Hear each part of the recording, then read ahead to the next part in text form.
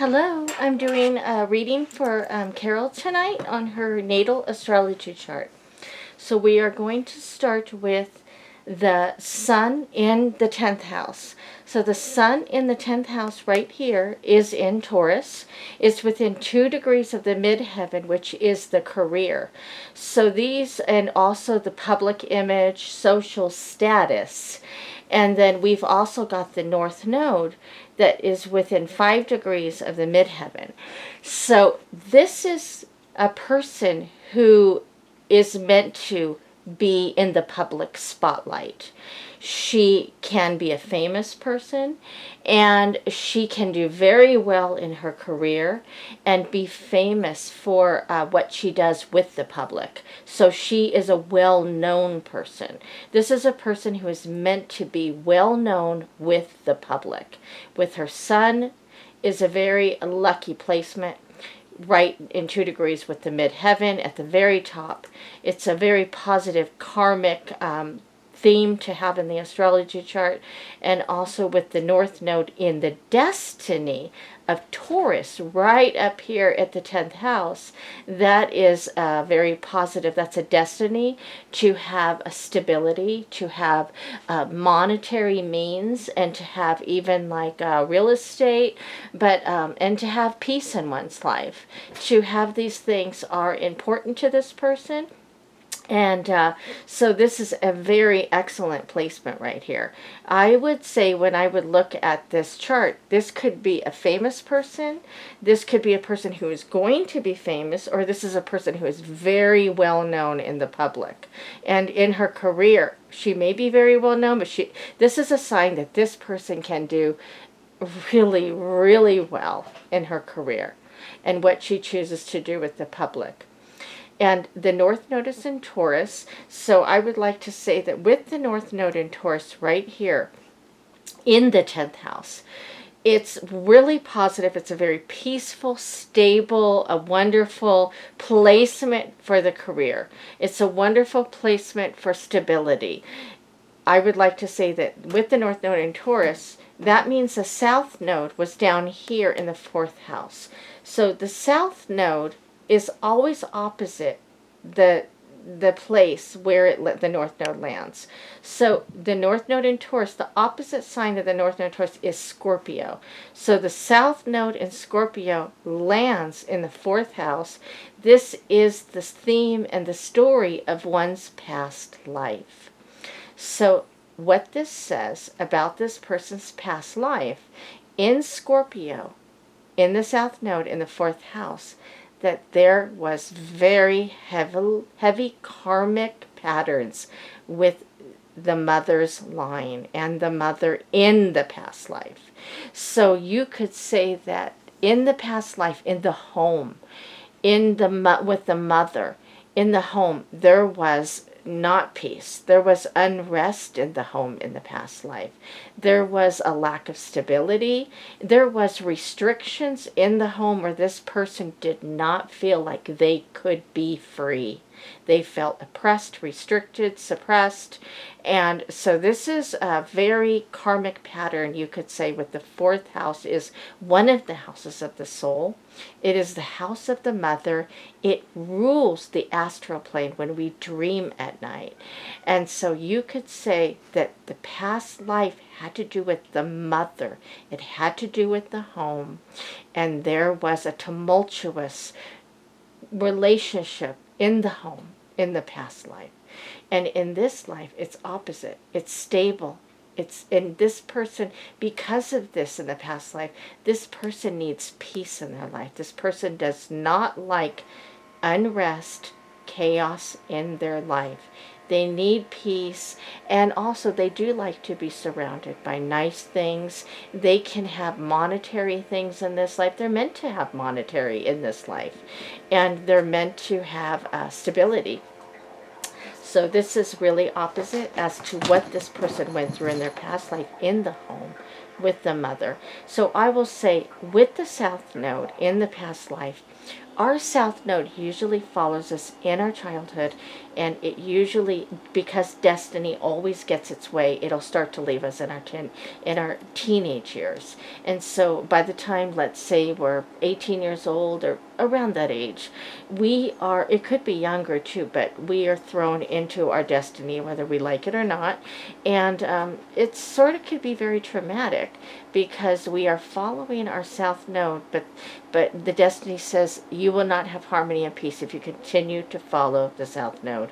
And so we are forced to follow our destiny because destiny always gets its way. And so this person, could have had the same sort of feelings of that Scorpio south node with the mom in the home in her childhood. And then as she grew older into her teenage years, she started to say, this is what I want: stability and peace. Okay, so we have Jupiter in the ninth house. So Jupiter in the ninth house is a very lucky placement for friends and acquaintances. This Jupiter is in Cancer in the ninth house. So this person could come across as a mother figure to friends and even acquaintances and connections. People look up to her to guide me the way, show me the way, nurturing, and sort of like as a mother figure for friends. And this is connections, and this is, connections, friends, and it's a house of technology too. And it's the house of a revolution and revolutionary ideas.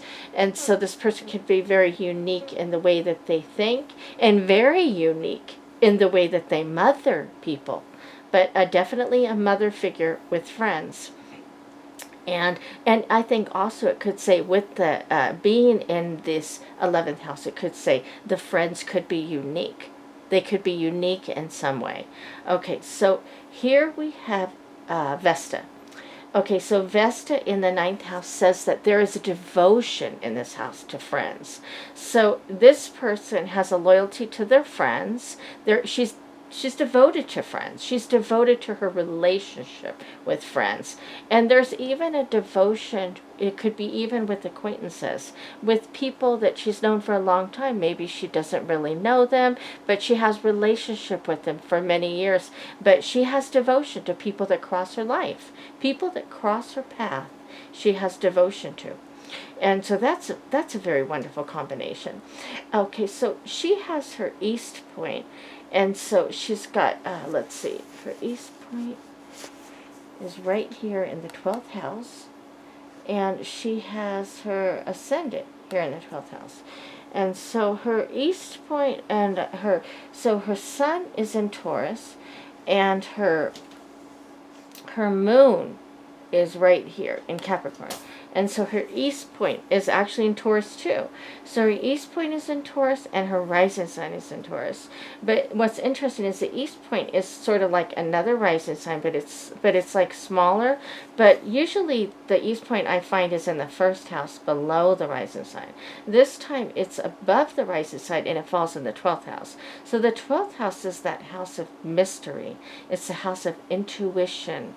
It's the house of just so many mysteries. It's the most psychic house. So you would say that when this person meets people, so the rising sign is how we come across when we meet people.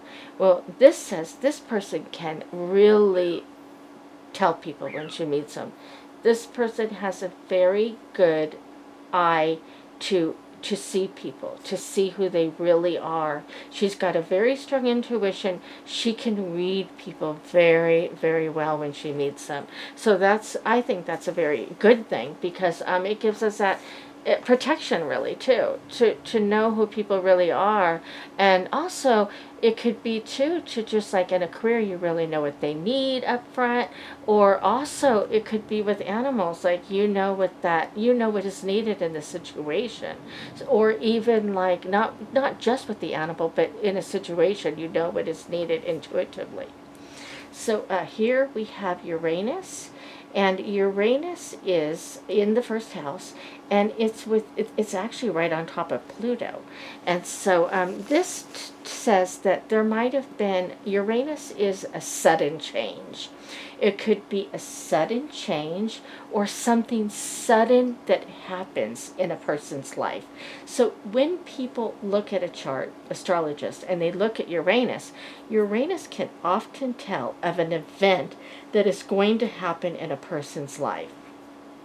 It could be a sudden change, a sudden event. So this says in the first house, there might have been a sudden change that happened, or a sudden event, something explosive, something that was, it could be, on top of Pluto.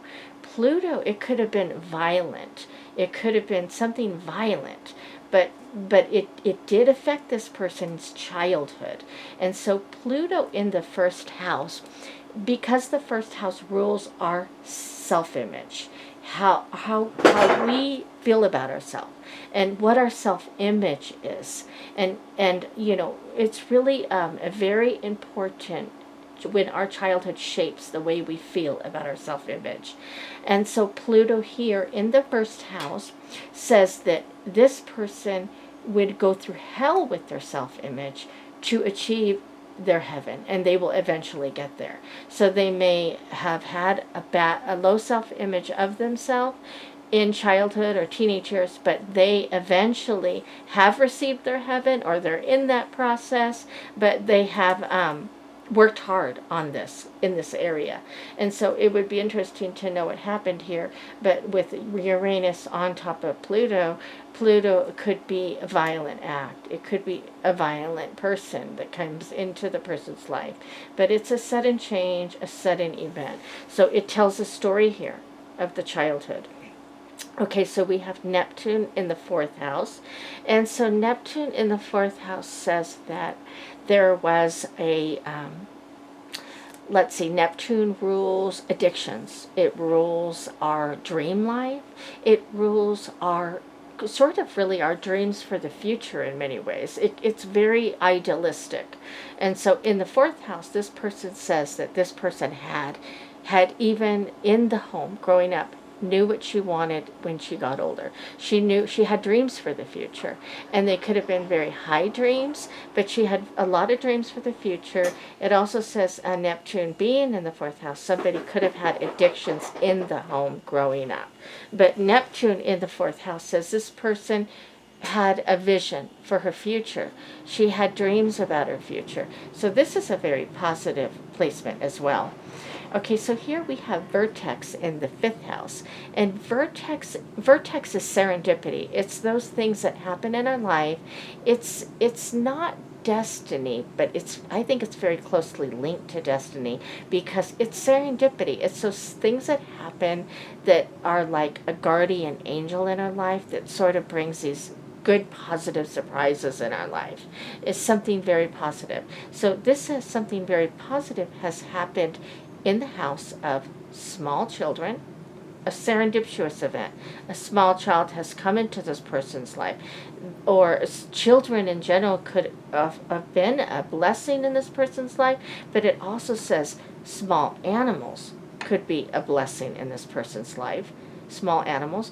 This is a house of creativity, and this is the house of love affairs. So this could be a lot of serendipity could have happened when it come to meeting people and having a love affair. So like, oh, I just met this person in this place, or this person, it was really strange, that sort of thing. It was serendipity. And serendipity's definition is when God comes manifest himself onto earth and shows himself through these little miracles that happen in our life. And so that is serendipitous, that happens in the house of love affairs, in the house of small children, in the house of small animals. And also it also rules the house of fun. It's the house of fun, and it's also the house of gambling. So it could have been something interesting happened in that way too. Okay, so we have the moon, and the moon is in Capricorn in the fifth house. And so the moon is in Capricorn, says that this person she could be reserved in her emotions, but she is a stable person. This is a stable person emotionally, and she is stable, and she is reliable, and she's dependable, and she's there for the long haul, and you can depend upon her. She's reliable, she's dependable, she's loyal, and so this is a very good placement for the moon. And so yeah, it's really very interesting, because she has in her heart, she has a lot of stability there, and she's a very reliable person. What is interesting is how the South Node was here in the fourth house of the home, and it was opposite in her past life. And here she's a lot of stability for herself, and she's built that for herself. And so and she needs that stability. She does not like a home of unrest, and that would greatly affect her. A home that was filled with tumultuous, a lot of chaos, too much emotions, that would affect her peace of mind with the South Node in Scorpio. So with the Black Moon Lilith here in the 7th house of partnerships.